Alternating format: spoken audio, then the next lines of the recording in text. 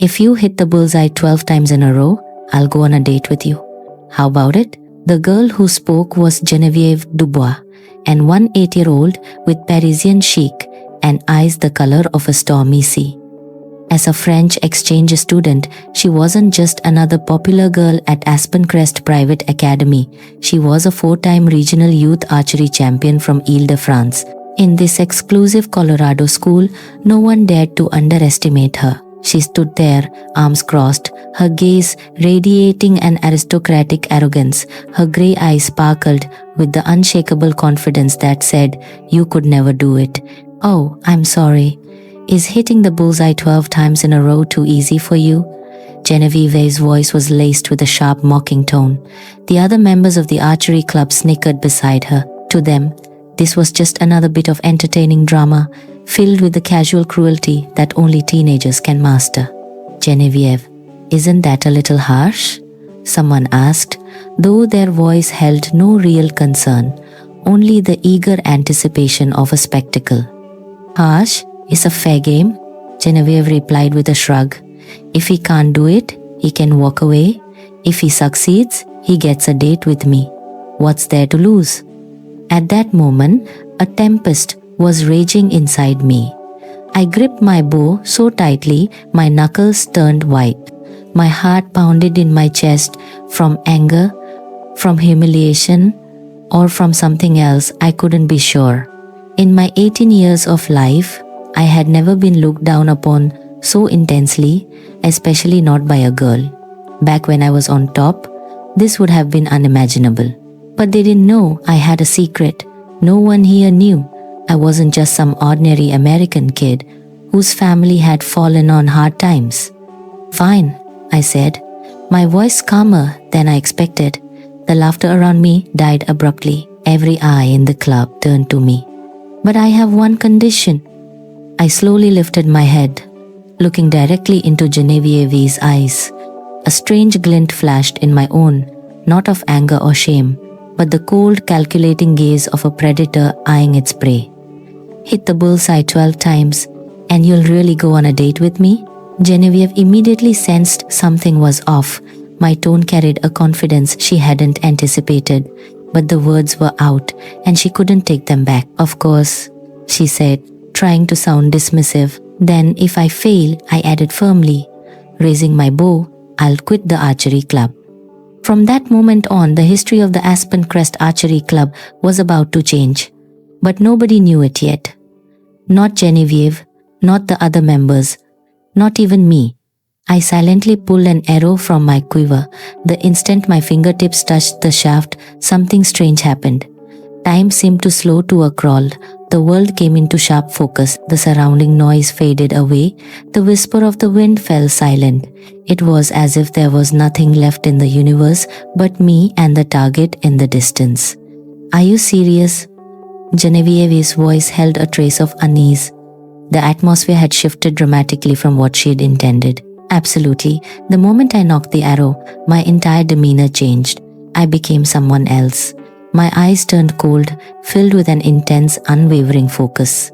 Geneviève felt an involuntary shiver. She sensed something in this quiet American boy she had never seen before, an aura that was both dangerous and captivating. As I drew the bowstring, time seemed to rewind, like a flashback in a movie.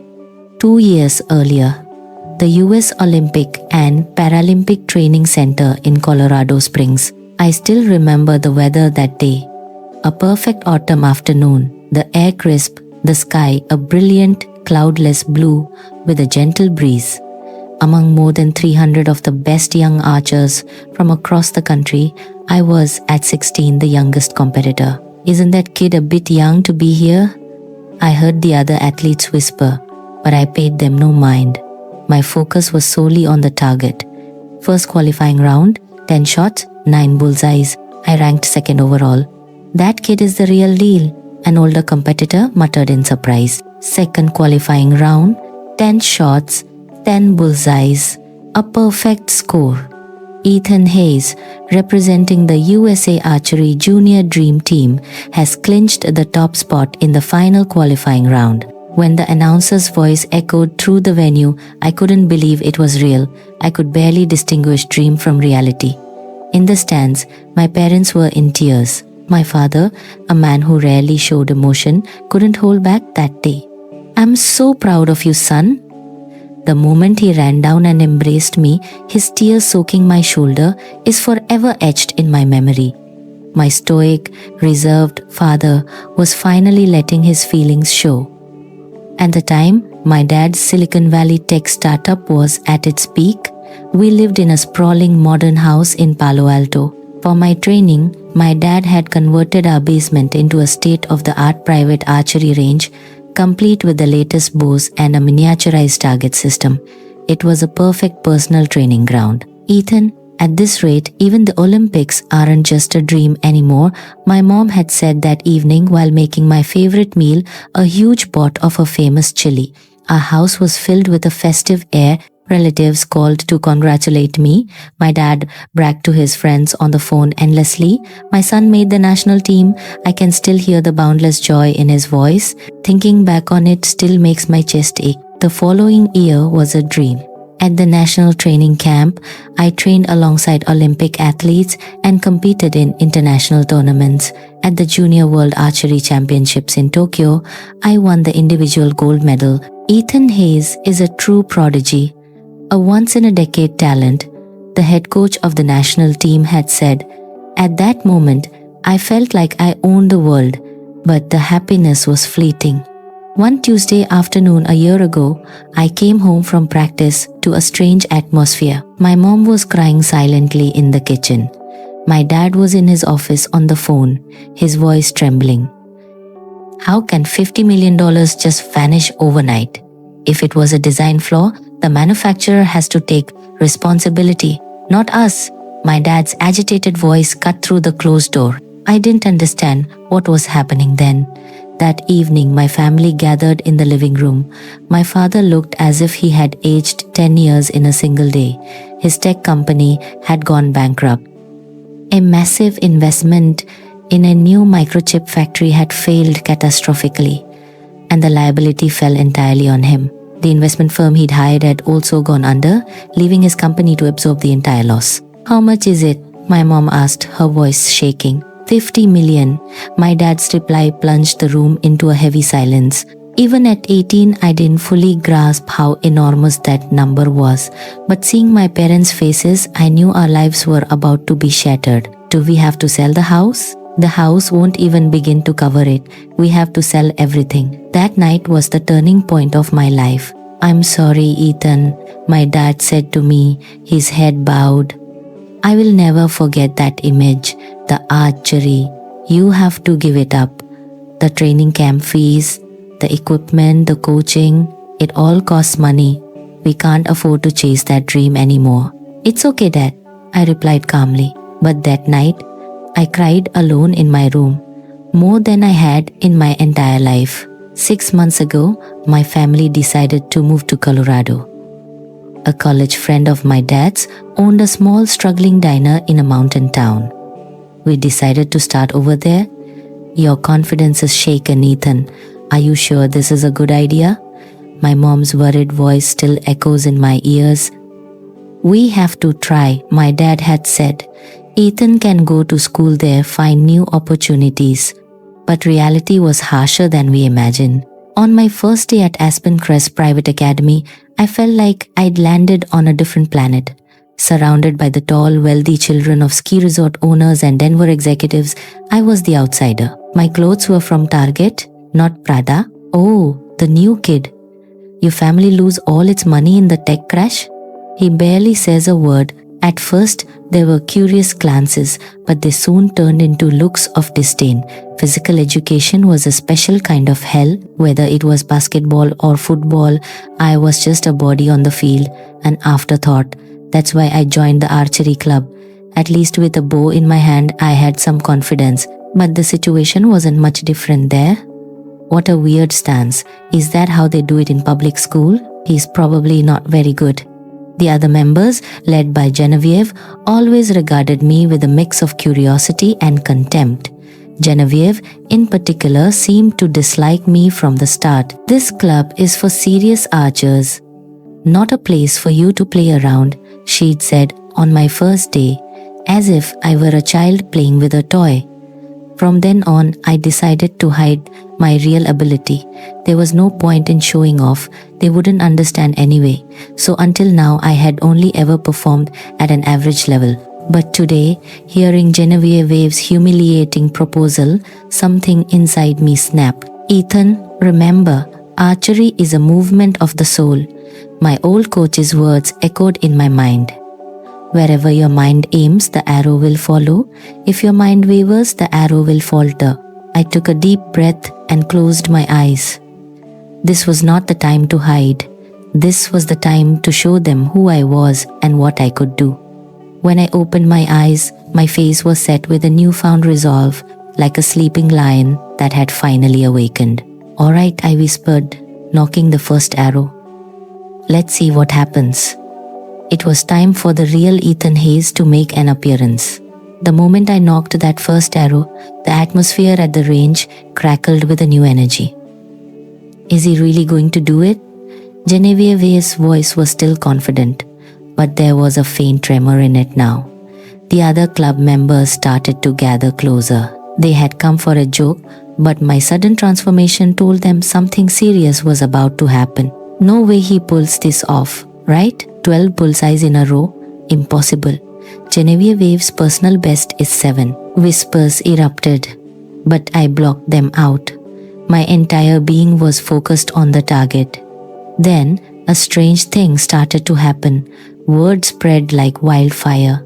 Students from other parts of the campus began trickling over to the archery range. "Did you hear? That quiet new kid, Ethan, made a bet with Genevieve. If he hits 12 straight bullseyes, she has to date him." "That's insane. He can't do that." The noise grew.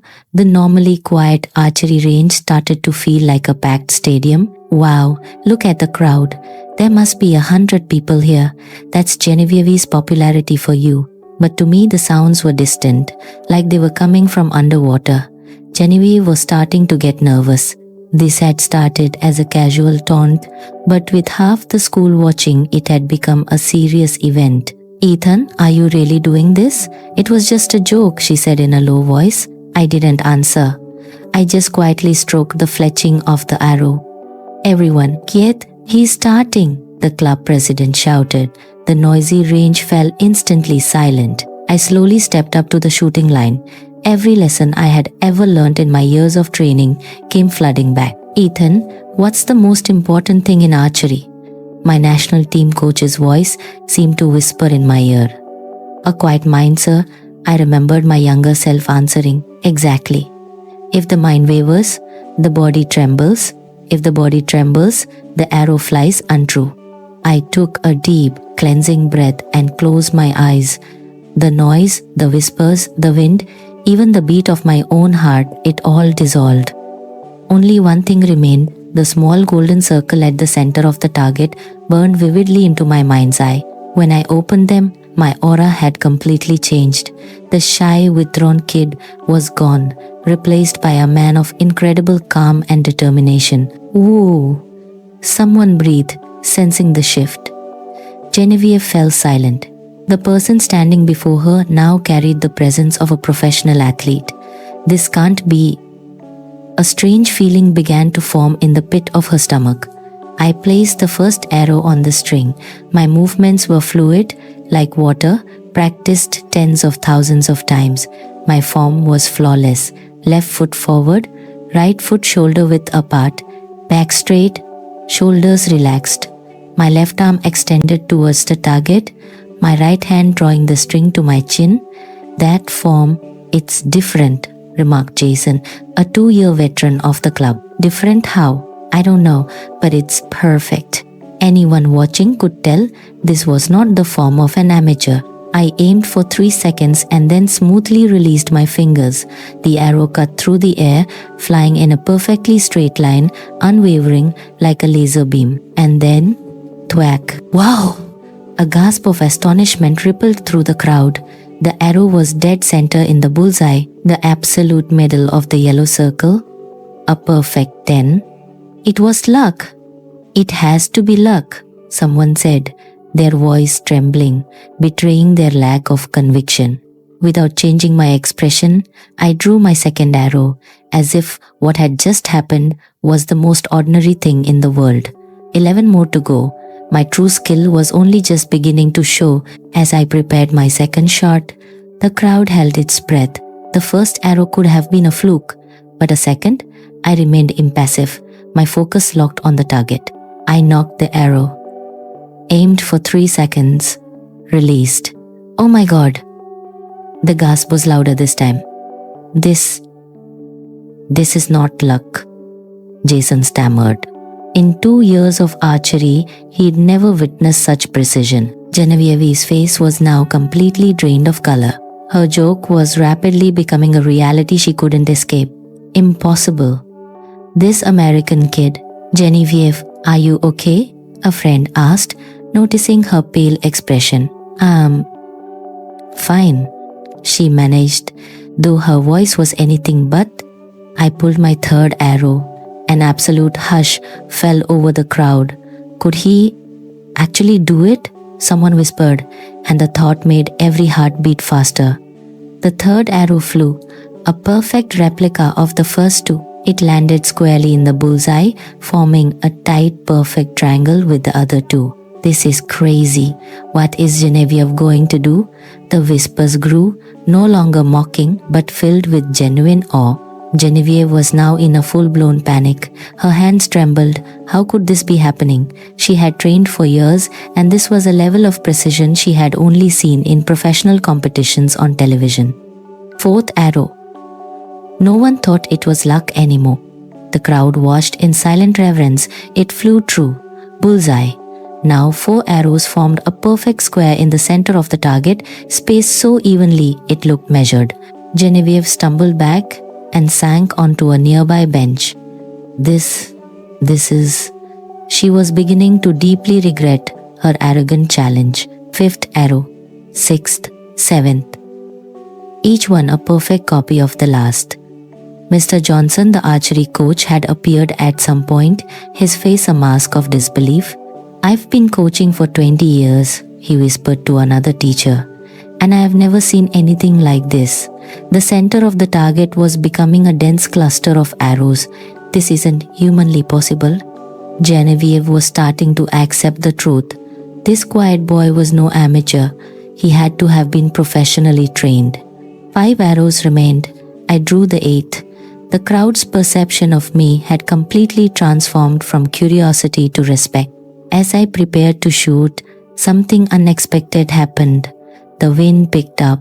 On a calm, sunny afternoon, a sudden gust swept across the field. Wind! There's wind, the spectators murmured. In archery, wind is the ultimate challenge. A flicker of hope ignited in Genevieve's eyes. Wind! She prayed for it to blow harder. This was her only chance. But I seemed unfazed. There's no way he can hit it in this wind, Coach Johnson muttered worriedly. My old coach's voice returned to me. The wind is not your enemy, Ethan. It's your partner. Read its direction, feel its strength, and adjust your aim accordingly. I began to feel the rhythm of the gust. 2 seconds left, 1 second pause, 3 seconds right.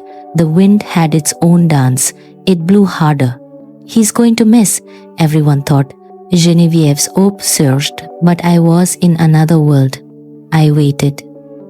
The wind blew left. I waited for the brief 1 second lull. I released. The 8th arrow flew, but this time it was visibly pushed by the wind, curving through the air. The crowd let out a collective sigh of disappointment. Genevieve nearly jumped for joy, thinking I had finally failed. But then the miracle happened. Though the arrow had curved, it corrected its path in the final moments, landing perfectly in the bullseye. How is that possible?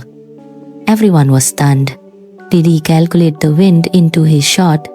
Coach Johnson's eyes were wide. That student, he can read the wind. Genevieve collapsed back onto the bench. All hope was gone. The 9th, 10th, and 11th arrows followed. Each one defied the wind, finding its home in the center of the target. Now, only the final arrow remained. The tension on the field was palpable. Over 100 students, teachers, and a stunned Genevieve all fixed their eyes on me. I slowly knocked the last arrow. In that moment, time truly seemed to stop. And then another miracle. The wind died completely, as if nature itself didn't want to interfere with this historic moment. I took one last deep breath. All the memories came rushing back. The victory at Colorado Springs, my father's proud smile, my mother's encouragement, and the night I lost everything. This isn't just about a bet, I thought. This is about proving who I am. When I opened my eyes, my face was a mask of pure serenity. I raised the bow. Genevieve looked at my profile. The intensity of his focus was strangely, incredibly handsome. The quiet, ordinary transfer student was gone, replaced by someone else entirely. I aimed for 3 seconds. The final arrow was released. It flew through the air in slow motion, a perfect, unwavering line. Twack! Bullseye! The 12th arrow had landed perfectly. The range erupted. I can't believe it. He did it. 12 in a row. Amid the cheers, I calmly set down my bow and turned, a small, satisfied smile on my face. It's over, I thought. Not just the bet, but my time of hiding was over too. People swarmed me. How did you do that? You're amazing. Can I get your autograph? In an instant, I was the star of the school. But my attention was elsewhere. I looked towards Genevieve. She was still sitting on the bench, staring blankly at the target, its center blooming with the flower of 12 arrows. You really did it, she said, her voice barely a whisper. I walked towards her. A promise is a promise, I said, my voice calm, but with an undercurrent of gentleness. Genevieve slowly lifted her head. Her stormy grey eyes were filled with a complex mix of shock, acceptance, and something else, a flicker of fascination. Who are you? She asked, her voice trembling. I smiled softly. Just an ordinary American kid. But now, no one would ever believe that again. So when's our date? I asked. Genevieve's face flushed a brilliant red. The crowd let out a collective ooh, but strangely, she no longer felt annoyed. Instead, she was intensely curious about this mysterious boy. Tomorrow, she replied softly. After school, the next day, Genevieve stood in front of her mirror, changing her outfit for the 5th time. She was used to being the one pursued, but this was different.